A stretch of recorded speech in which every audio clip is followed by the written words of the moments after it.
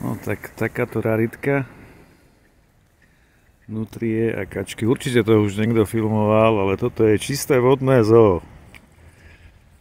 Toto je čisté vodné zoo. To je čisté vodné zoo.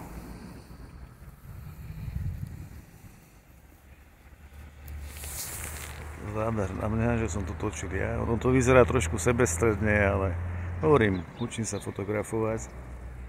Není to moja prezentácia, ale prosto zážitkov a učím sa robiť s technológiami. Takže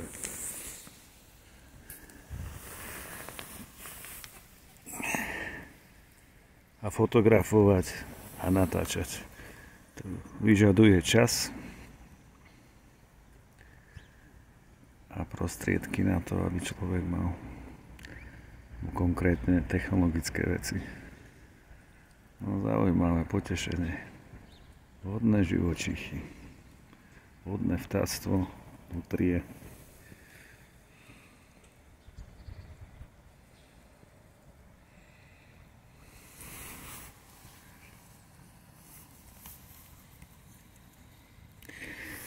Ja ich nekrmím.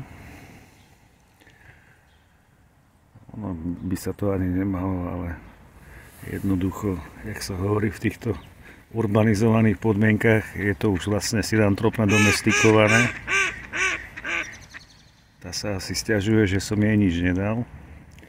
Ale veď prirodzené potravy tu majú dosť. Ľudia im koľko razy nahážu, aj keď je zakázané to prikrmovať. Čo už, čus.